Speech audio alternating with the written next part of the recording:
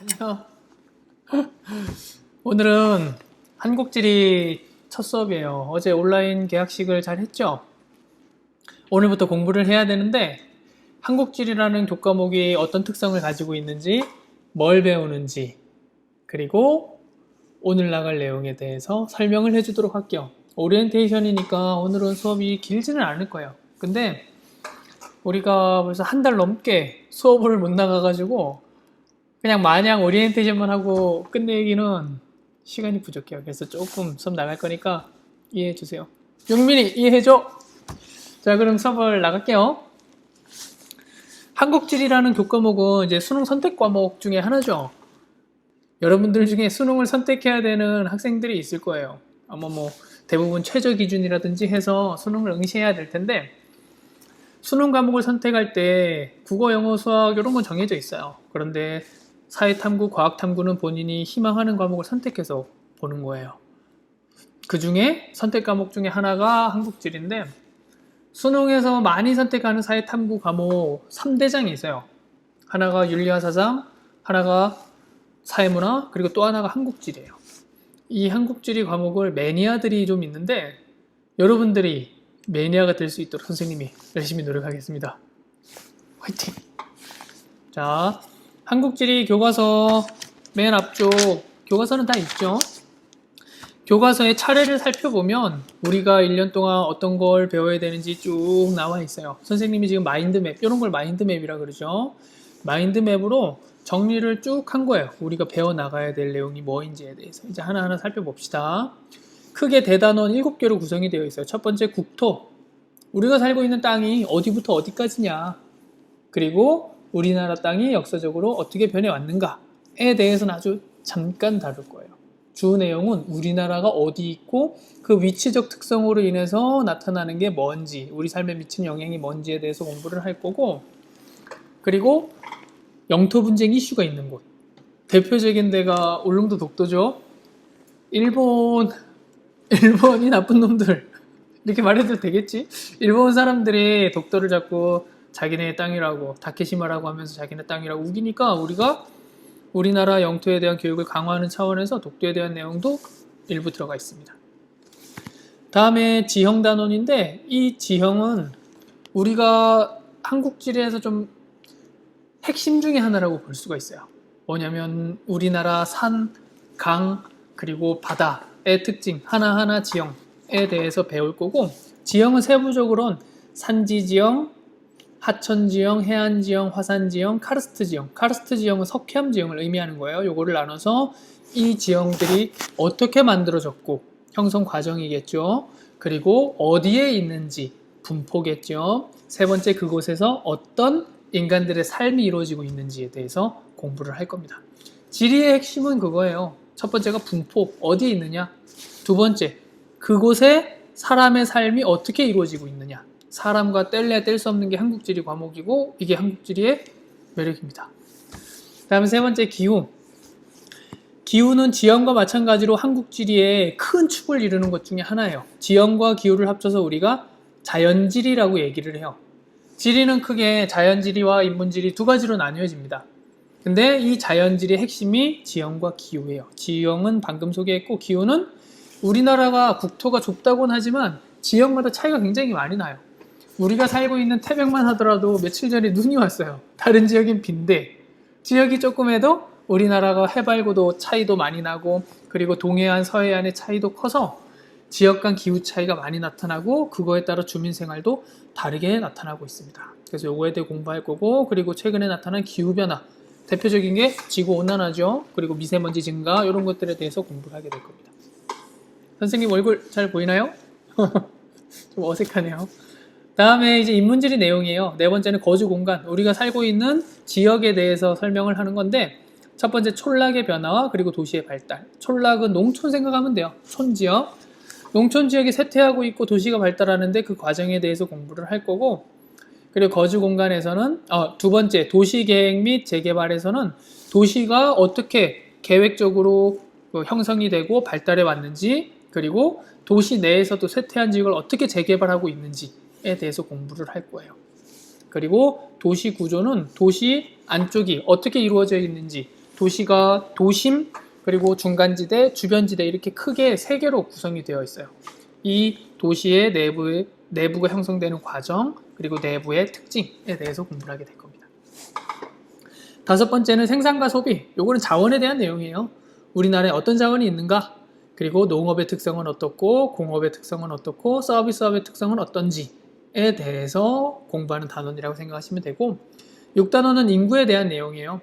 우리나라의 인구가 어떻게 분포하고 있는지, 연령별, 성별 구성은 어떻게 되어 있는지, 그리고 우리나라에 나타나고 있는 인구 문제가 지역별로 무엇이 있는지. 태백만 해도 대표적인, 철암이 가장 대표적이죠. 인구가 증가하지 않는, 인구가 쇠퇴해서 소멸 위기에 있는 지역입니다.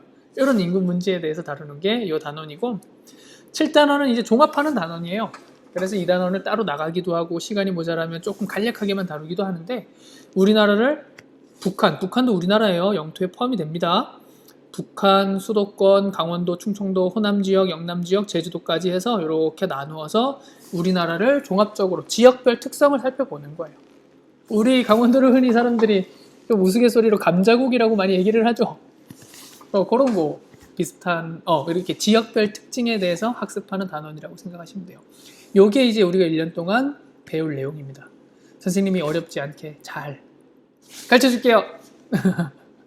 다음에 이제 오늘 나갈래요. 오늘 안 나가고 싶은데 나가야 돼요. 시간이 없어요. 오늘은 교과서 10조 국토의 위치와 영역 부분 나갈 거예요. 아주 잠깐만 나갈 거니까 걱정하지 마세요. 먼저 국가라는 건 국민, 주권, 국토가 있어야지만 국가로 인정이 됩니다. 이 중에 하나라도 빠지면 국가라고 부를 수가 없어요. 근데 우리는 지리 단원이기 때문에 이 중에서 국토에 대해서 공부를 할 거예요. 우리나라의 국토는 영토, 영해, 영공으로 이루어져 있습니다. 국토 말고 영역이라는 말도 써요. 우리나라의 영역. 우리나라의 영역은 영토, 영해, 영공으로 이루어져 있는데, 영토는 우리가 점유하고 있는 땅, 영해는 우리의 주권이 미치는 바다, 영공은 우리의 주권이 미치는 하늘이 되겠죠. 그렇게 해서 영토, 영해, 영공의 범위가 어디까지인지를 교과서에서 자세하게 다룰 거예요. 그리고 또 다른 커다란 하나의 지금 배워야 될 내용은 우리나라의 위치예요. 우리나라가 영토, 영해, 영공을 가지고 있는 하나의 주권 국가이고, 우리나라의 위치는 그러면 어디인가에 대한 내용이에요. 위치는 다시 세 가지로 나뉘어집니다. 수리적 위치, 수리적 영역 할 때, 수리 영역 할 때 요거 숫자예요, 숫자. 수리적 위치는 숫자로 표현되는 위치예요. 그래서 위도와 경도 두 가지로 이루어져 있어요. 다음에 지리적 위치, 마지막 관계적 위치, 이렇게 세 가지로 구성이 되어 있습니다. 이 각각의 위치에 따른 특성은 선생님이 이제 교과서 나가면서 자세히 다루도록 할게요. 넘어갑시다. 여러분, 아까랑 장소가 바뀌었죠? 요거는 교실에 이제 자리가 없어서 컴퓨터실 와가지고 이제 녹화를 다시 하고 있어요. 교과서 내용에 대해서 나갈 텐데, 오늘 나갈 내용은 국토의 위치와 영토 문제, 요게요. 선생님이 조금만 나간다고 얘기를 했죠? 정말 조금만 나갈 거니까 잘 들으세요. 그런데 이게 범위는 굉장히 좁은데 이게 시험에 꼭 나오는 문제들이에요. 당연히 선생님 학교 시험에도 나올 수도 있고 수능에도 출제비 중에 아주 높은 문제이기 때문에 잘 기억하고 있어야 됩니다. 자, 그럼 나가볼게요. 국토의 위치와 영역에서 오늘은 영역까지는 안 나가고 위치에 대해서만 나갈 거예요. 위치는 우리나라가 어디에 있는지 말하는 게 위치고요. 영역은 아까 말했던 우리나라의 주권이 미치는 범위, 영토, 영해, 영공, 이 범위가 어떻게 되는지를 설명해 주는 단원, 부분이라고 생각하시면 돼요. 위치까지만 나갈 거니까 집중하세요. 위치를 설명할 때 아까 마인드맵에서 설명했겠지만 위치는 크게 세 가지로 나뉘어집니다. 수리적 위치, 지리적 위치, 관계적 위치, 요 세 가지로 나뉘어지는데 이 세 가지에 따라서 우리나라는 어떤 특성이 있는지를 여러분들이 잘 알고 계셔야 돼요. 첫 번째, 수리적 위치. 수리적 위치는 위도와 경도로 이루어져 있고, 위도라는 건 지구를 중심으로 이렇게 그어져 있는 가로선들이에요. 빙글빙글. 그리고 경도라는 건 북극과 남극을 연결해서 세로로 선을 이렇게 쭉쭉 그어 놓은 걸 우리가 경도라고 얘기를 해요. 그 선은 경선이고 그 경선이 가리키는 각도가 경도가 되는 거예요. 내용을 살펴보면 우리나라의 위도는 북이 33도에서 43도 사이에 있다고 얘기를 해요. 이게 무슨 말이냐면 우리나라의 가장 남쪽은 서귀포시 마라도죠. 이거 기억하고 있어야 돼요. 우리나라의 가장 남쪽인 마라도는 북반구, 이 북위는 북반구에 있는 위도다 이런 뜻이에요. 우리나라 북반구니까 북반구의 위도 33도예요. 3도에 위치해 있다는 얘기고, 그리고 우리나라에서 가장 북쪽에 있는 곳을 우리가 극북이라고 얘기를 해요. 극북 지역은 위도 43도에 위치해 있다 이런 내용이 됩니다. 여기 나와 있죠. 우리나라 극북은 함경북도 유원진이라고 기억해두면 됩니다. 이 위도가 43도, 남쪽으로는 33도, 이 사이가 우리나라의 영역에 해당이 되는 거고 우리나라 수리적 위치에 해당하는 겁니다. 다음에 경도로는 동서를 구분하는 게 이제 경도인데 우리나라 가장 서쪽이 극서 지방은 평안북도 마안도라고 생각하면 돼요. 이 마안도는 말에 안장같이 생겼다, 섬도자예요. 섬이 말에 안장같이 생겼다 해서 마안도라고 이름 붙여진 거고 우리나라의 가장 서쪽에 해당이 돼요. 여기는 위도는 볼 필요가 없고 경도만 보면 되는데 경도가 동경 124도예요. 동경이라는 건 세계의 시간의 기준선이 본초좌우선이라고 부르거든요. 영국을 지나가는 경도 영도선. 그 영국을 기준으로 우리나라가 동쪽으로 124도만큼 떨어져 있다는 얘기예요. 그래서 우리나라는 동경 124도에서부터 동쪽 끝은 여러분이 잘 알죠? 독도예요. 독도가 사실 두 개의 섬으로 구성이 되어 있는데 동도와 서도가 있는데 그 중에도 더 동쪽에 있는 동도가 우리나라 극동 지역이다 라고 생각하시면 됩니다. 그러면 우리나라는 동서로는 동경 124도에서 동경 131도 52분인데 경도는 시간 개념이라서 60분이 1도예요. 그러니까 약 132도라고 생각하시면 됩니다. 그래서 쌤이 정리해 준 내용을 보면 위도로는 북위 33도에서 43도 사이, 경도로는 동경 124도에서 132도 사이라고 적어두었어요. 요거를 기억하는 것도 중요한데 더 중요한 건 이렇게 위도와 경도에 따라서 우리나라에 어떤 특징이 나타나느냐예요. 위도가 33도에서 43도라서 우리나라는 북반구 중위도에 위치해 있다고 얘기를 해요. 저위도 지역이면 열대기후가 나타나겠죠. 그리고 고위도 지역이면 냉대기후나 한대기후가 나타나요. 근데 우리나라는 중위도에 있기 때문에 온대기후가 나타나고 사계절이 나타난다고 볼 수가 있어요. 그래서 우리나라가 왜 온대기후가 나타나고 사계절이 있느냐 하면 원인을 수리적 위치에서도 위도를 고르시면 되는 거예요. 수리적 위치의 위도 때문에 북반구 중위도에 있기 때문에 온대기후와 사계절이 나타난다.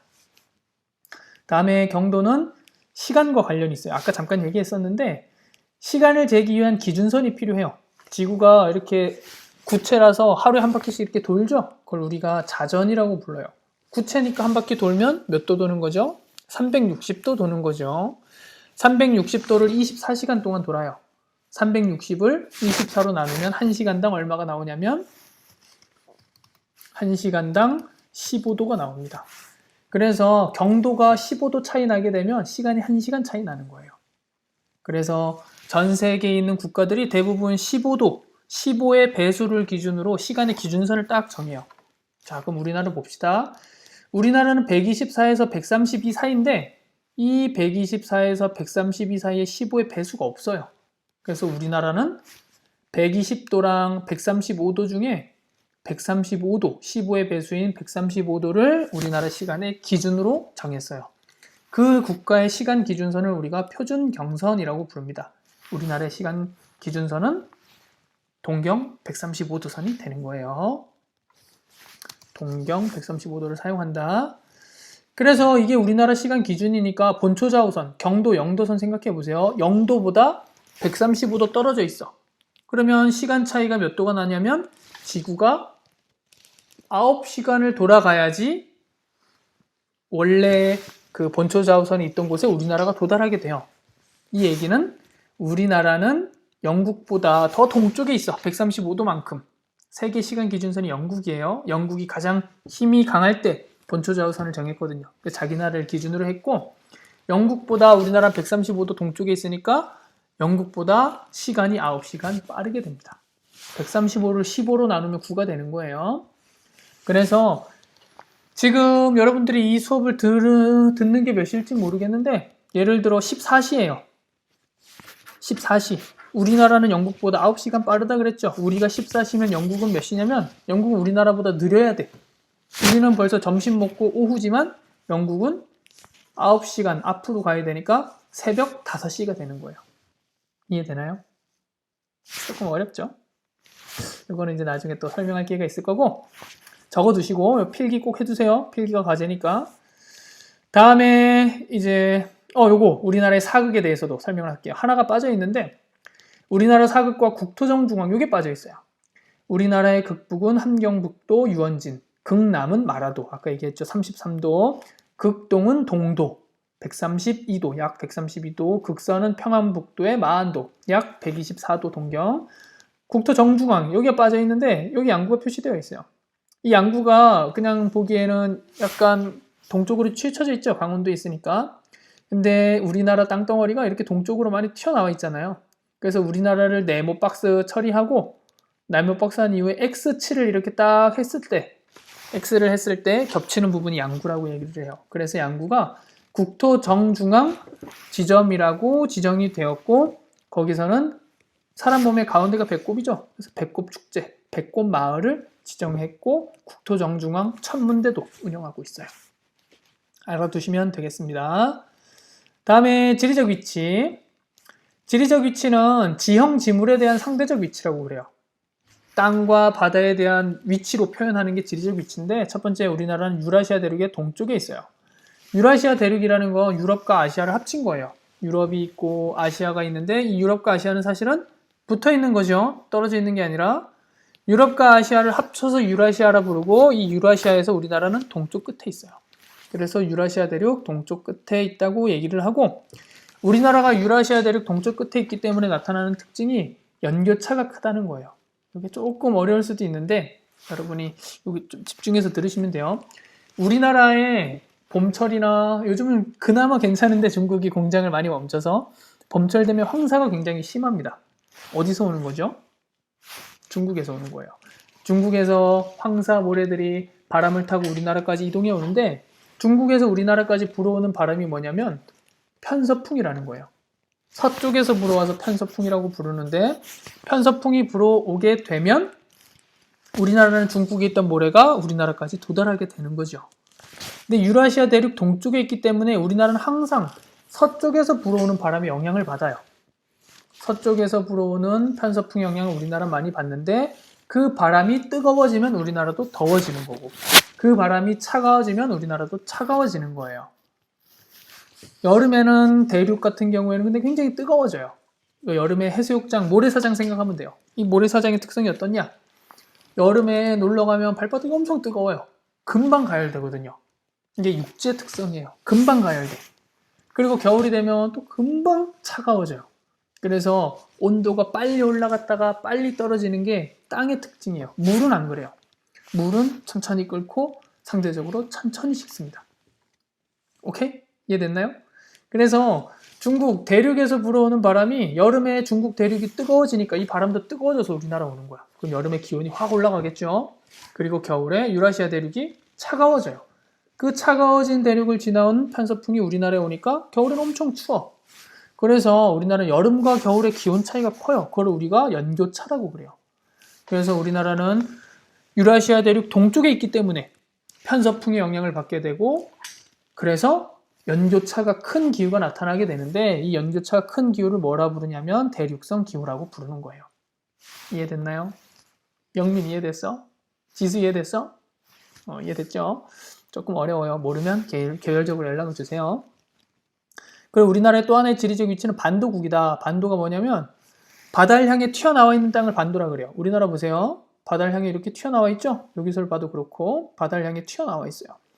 바다를 향해 튀어나와 있는 걸 반도라고 그러는데 바다를 향해 튀어나와 있기 때문에 우리나라는 바다로도 진출이 편하고 육지로도 대륙으로도 진출이 용이해요. 이게 장점이야. 그런데 우리나라 분단국이죠.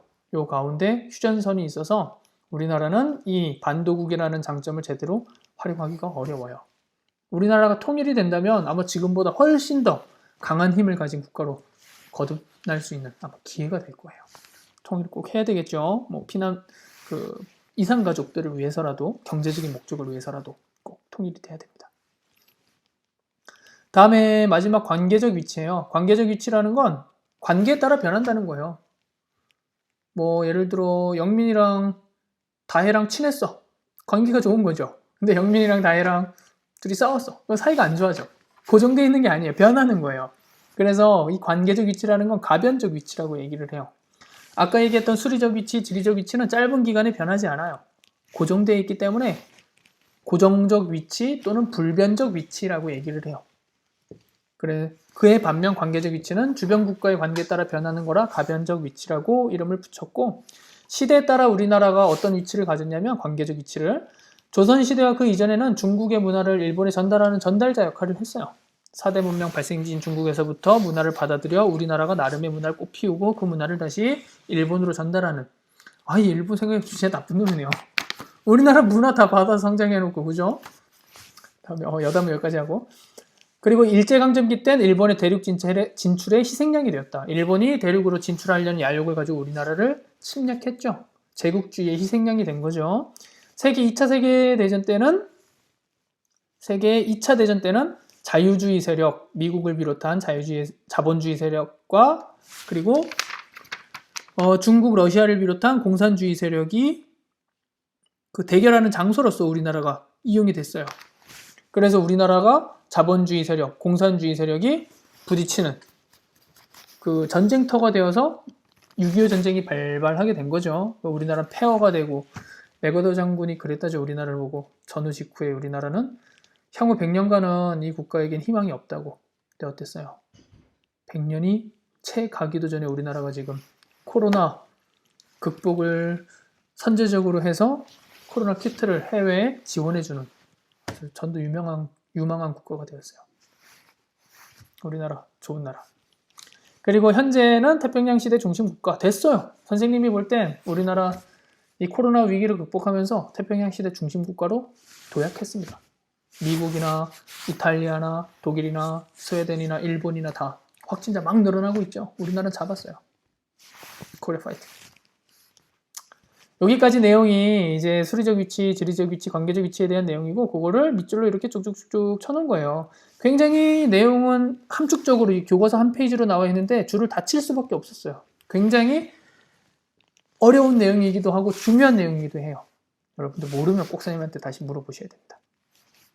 그래서 여기까지 설명을 다 했고, 마지막 교과서 11쪽에 보면 각 지역은 위치적 특색을 어떻게 활용하고 있을까? 관광자원으로 활용하고 있는데, 정동진, 경복궁의 가장 동쪽에 있어서 정동 쪽에 있다 해서 정동진, 나루터 진자를 써서 정동진, 유명한 관광지죠. 강릉에. 여기 가면 옛날 여러분은 모르는 모래시계, 그 드라마 촬영지라서 대형 모래시계도 있고 카페도 많이 있고 횟집도 있고 그래요. 그리고 호미곶, 여기는 한반도, 이 호랑이 모양의 한반도를 호랑이 모양으로 생겼다고 하는데, 이 한반도의 꼬리 지역이 해당이 되는 게 호미곶이에요. 바다를 향해 튀어나와 있는 걸 선생님이 아까 반도라고 얘기를 했는데, 규모가 크면 반도고 이렇게 크기가 조그마하면 곶이라고 얘기를 해요. 곶. 호미가 호랑이의 호자에 꼬리 미자, 호랑이 꼬리의 곶이다 라는 의미고, 땅끝마을은 많이 들어봤죠. 전라남도 해남군의 땅끝마을. 요거 말고 또 위치적 특색을 활용하고 있는 곳이 양구, 배꼽축제, 배꼽마을 아까 얘기를 했었죠. 여기까지 잘 기억해 두시면 되겠습니다. 고생했어요, 여러분. 오늘은 여기까지입니다. 안녕.